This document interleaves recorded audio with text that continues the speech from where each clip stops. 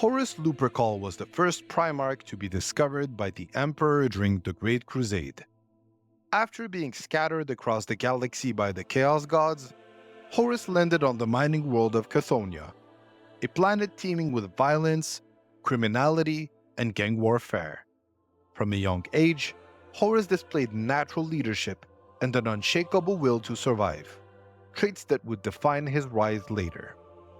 When the Emperor found Horus, their bond was immediate. Unlike the other Primarchs, Horus was raised alongside the Emperor and grew to be his most favored son. This connection laid the foundation for Horus's future role as the Emperor's most trusted general. Horus soon took command of the 16th Legion, known as the Luna Wolves, and embarked on the Great Crusade alongside his father to reunite humanity under the Imperium.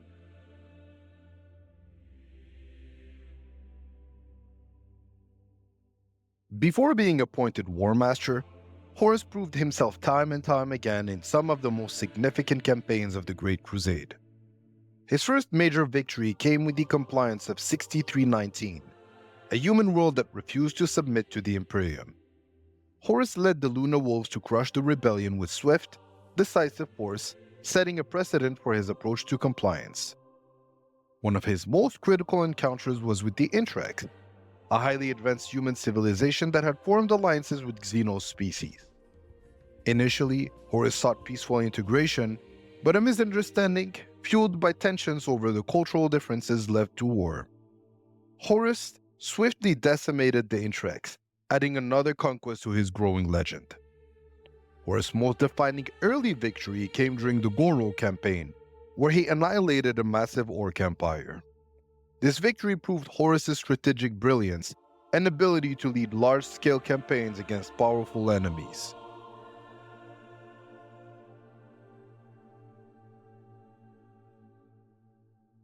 Horus's crowning military achievement came with the Olonor Crusade, the largest campaign of the Great Crusade. Horus was tasked with leading the Imperium's forces against a formidable Orc empire.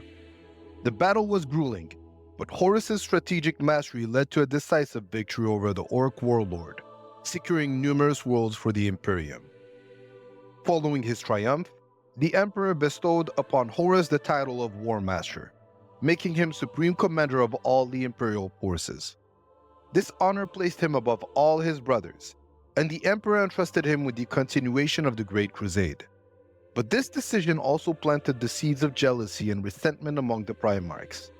Some of Horus's brothers, including Lorgor and Perturebo, began to harbor bitterness toward him, which would later play a significant role in the events that followed.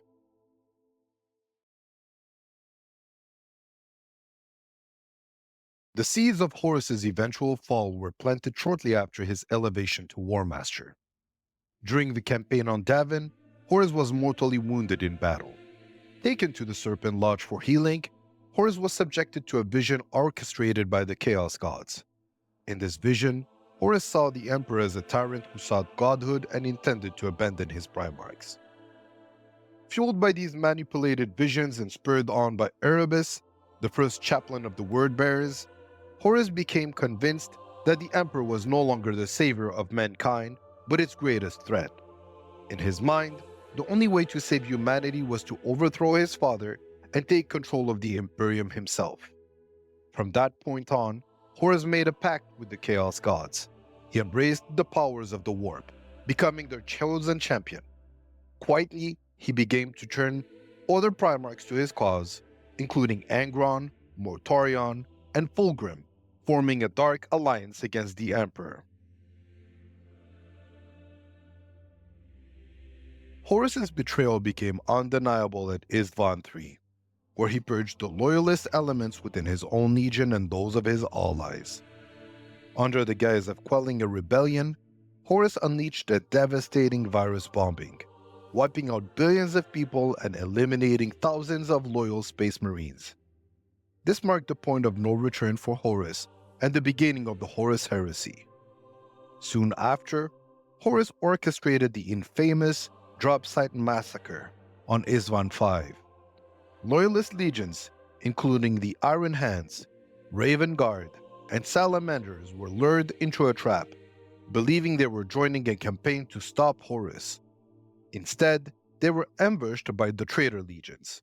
The massacre nearly wiped out the loyalist forces, leaving the Imperium in disarray.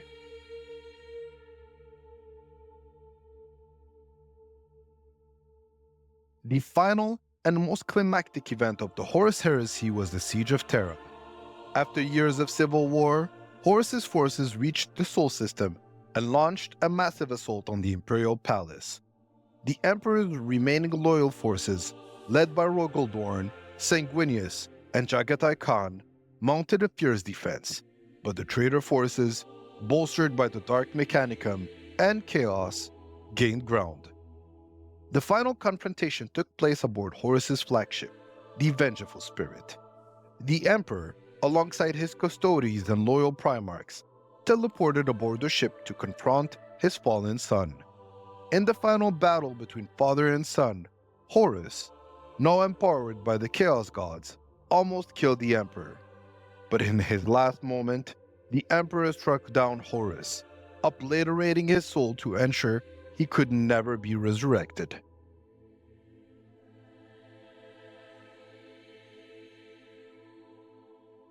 Horus's death marked the end of the heresy, but the damage to the Imperium was irreparable.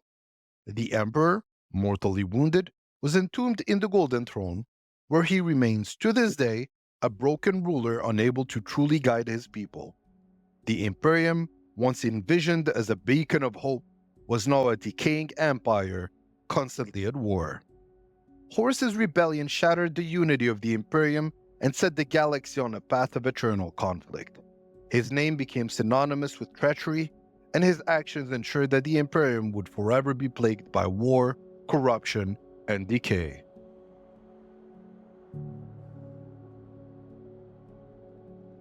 The story of Horus Lupercal is one of the greatest tragedies in the Warhammer 40k universe. Once the Emperor's most beloved and trusted son, Horus had the potential to shape the galaxy for the better.